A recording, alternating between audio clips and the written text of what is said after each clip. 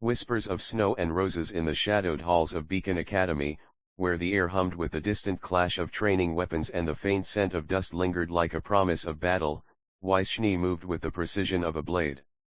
She was ice incarnate, pale skin glowing under the academy's sterile lights, her white hair tied in a flawless ponytail that swayed like a banner of untouchable nobility. As the heiress to the Schnee Dust Company, she carried the weight of expectations like a crown of thorns.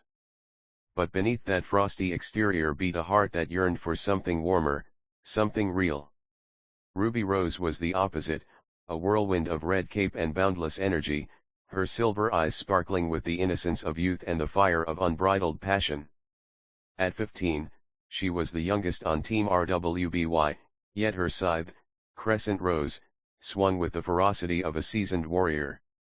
Ruby idolized Weiss from the moment they met. Her grace, her skill, the way she commanded glyphs like extensions of her will. But it was more than admiration. In stolen glances during team meetings, Ruby felt a pull, a heat that made her cheeks flush beneath her hood. It started innocently enough, as these things often do in the chaos of huntsman training. One late night after a grueling sparring session against a horde of simulated Grimm, the team collapsed into their dorm. Blake and Yang were out, Blake buried in a book at the library, Yang off flirting with some poor soul in the courtyard. The room was dim, lit only by the soft glow of moonlight filtering through the window.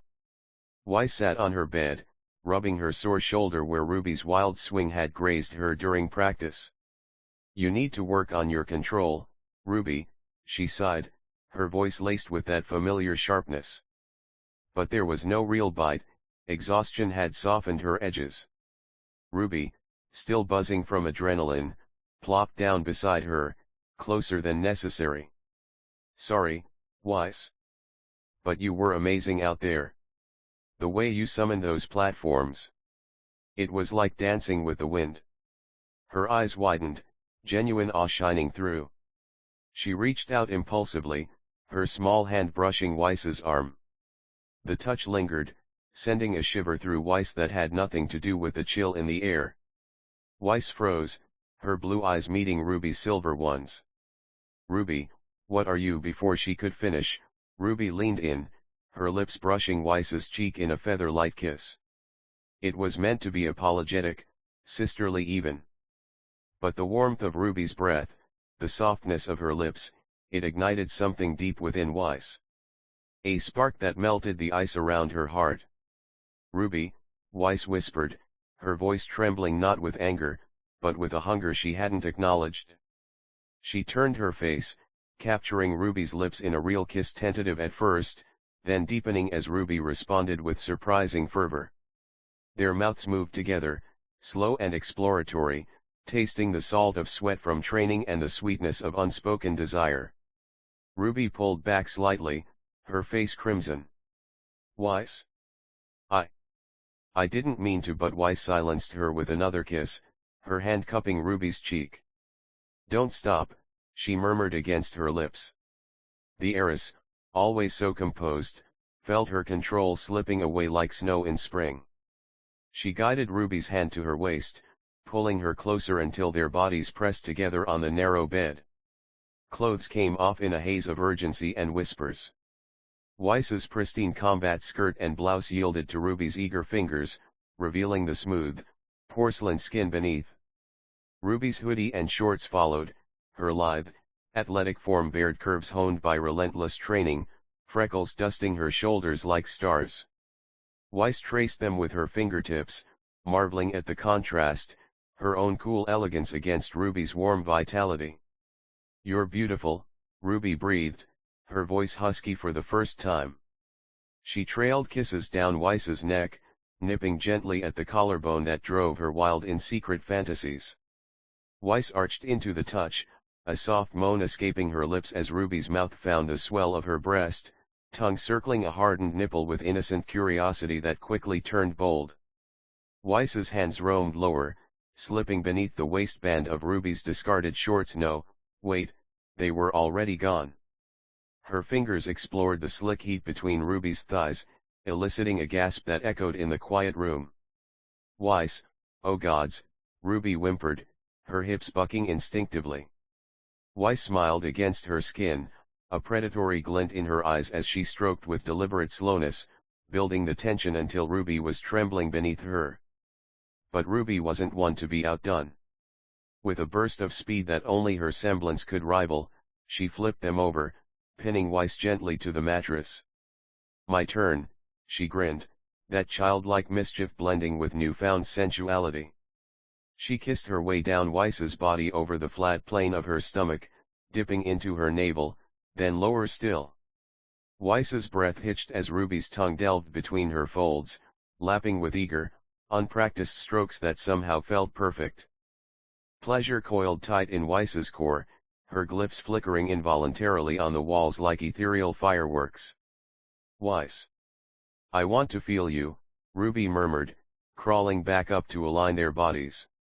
Their hips ground together in a rhythm as old as time, slick skin sliding, breaths mingling in heated pants. Weiss wrapped her legs around Ruby's waist, pulling her deeper into the friction. The room filled with the sounds of their passion's soft cries, the creak of the bed, the wet symphony of their union. Climax crashed over them like a grim horde, Weiss first, her body tensing, a sharp cry of Ruby, tearing from her throat as waves of ecstasy rippled through her. Ruby followed moments later, burying her face in Weiss's neck, her own release muffled against the heiress's skin. They lay entwined afterward, sweats licked and sated, the moonlight casting silver highlights on their tangled limbs.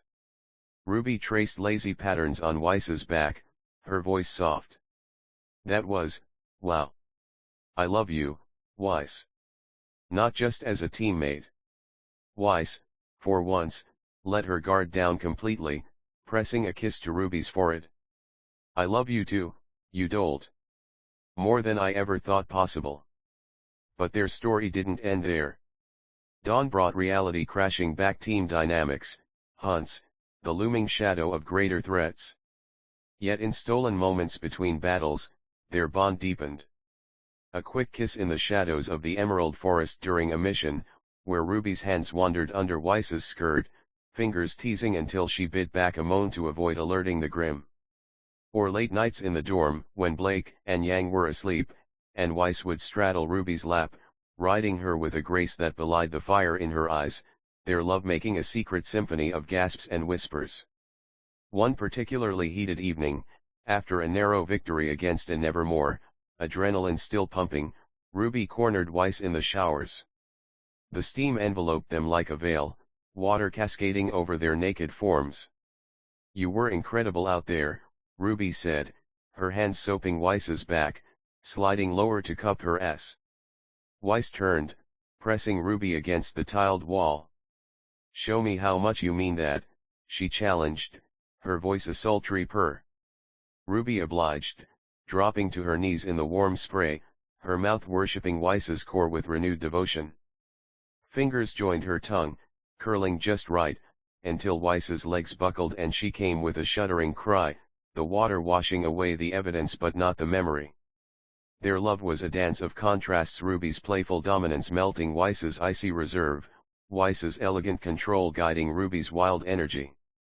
In a world of monsters and mayhem, they found solace in each other, bodies entwined as fiercely as their spirits. And as the full moon rose over Beacon, casting its glow on two lovers lost in passion, Weiss knew she'd found her true inheritance, not a company, but a heart that burned brighter than any dust. Ruby kiss, indeed. But it was so much more, a full, searing story of desire, whispered in the night.